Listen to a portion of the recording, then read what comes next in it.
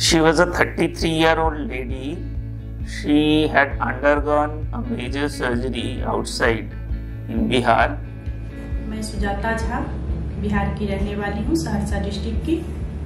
मेरे साथ प्रॉब्लम थी, मेरे यूट्रस में प्रॉब्लम थी, जिसका मैंने ऑपरेशन बिहार के ही पूर्णिया डिस्ट्रिक्ट में एक प्राइवेट हॉस्पिटल में करवाया था, जिसमें मैं सक्सेस नहीं हो पाई। उसमें उन्होंने हमारे गोल ब्लैडर को इंजरी पहुंचाया और साथ ही यूरेटर डैमेज हो गया मेरा। जहाँ उनका हिस्टेक्टमी हुआ था एंड हिस्टेक्टमी के दौरान बेसिकली किडनी से जो 2 पाइप आते हैं जिसको हम यूरेटर बोलते हैं, वो दोनों यूरेटर में इंजरी हो गया था। जहाँ मेरी स्थिति बहुत ही खराब हो चुकी थी, अनबैलेंस हो चुकी थी मेरी लाइफ। तो उसके बाद वहाँ से मैं यहाँ न्यूटिया गेटवेल में शिफ्ट हुई।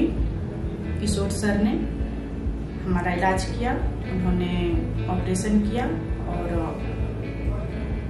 काफ़ी लंबे समय तक चला और सक्सेस भी रहा। तकरीबन 5 महीने से मैं इनके अंडर हूँ और इन्होंने अच्छे से जो भी इनके बस की थी, इन्होंने बहुत ही अच्छा परफॉर्मेंस दिया।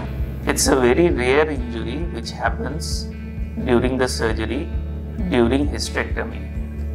So that was a very unfortunate incident which happened, with which she came on the very day, or you can say on the very next day, basically when she came, तब उसके drain से एक drain डला हुआ था, उसमें urine आ रहा था, पूरा यूरिन उधर से ही आ रहा था एंड कैथेटर जो लगा हुआ था उसमें कोई भी यूरिन नहीं था और ऊन से भी थोड़ा थोड़ा यूरिन आ रहा था। तो इसका मतलब है उसका जो यूरेटरिक इंजरी हुआ था, it was so severe that no urine was reaching into the bladder and for the same reason urine was coming outside. तो उसके बाद उनका असेसमेंट किया एंड जनरली क्या होता है, ऐसे पेशेंट को पहले रिससिटेट करना पड़ता है, आईसीयू में एडमिट करना पड़ता है और हमको सही ढंग से चेक करना पड़ता है। सारा पैरामीटर्स चेक करने के बाद उनको हमने डिसाइड किया कि she has to undergo a major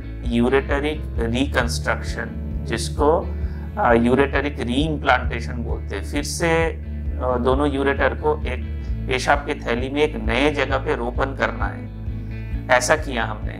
तो हम लोगों ने पहला अगर हिस्टेक्टमी को डे 0 माने तो डे 2 में ही हमने सर्जरी का डिसीजन लिया एंड डे 2 में उनका सर्जरी हुआ। सर्जरी लगभग 5.5 घंटा चला but she recovered very well after the surgery and दोनों यूरेटर को बेसिकली हम लोगों ने सक्सेसफुली ब्लडर में नए स्थान पे बेसिकली उसको इम्प्लांट कर दिया एंड वहाँ से यूरिन आ रहा था।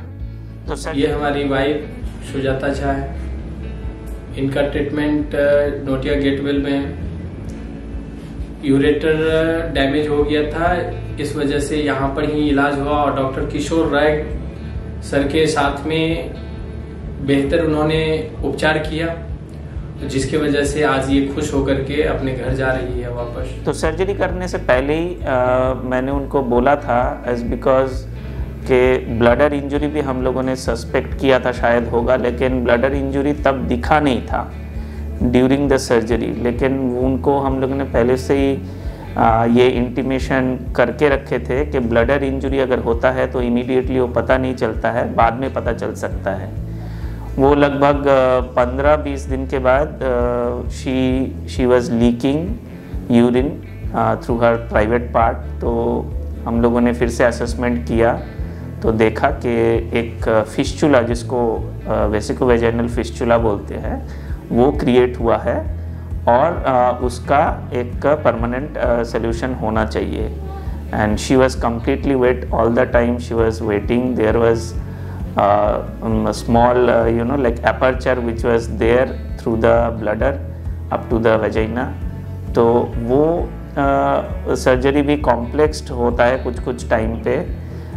तब हम लोगों ने उनको बोला कि इसी हालत में सर्जरी पॉसिबल इमीडिएटली नहीं करेंगे, she has to wait for another 3 months and after 3 months we'll do the definitive surgery for that vesicovaginal fistula।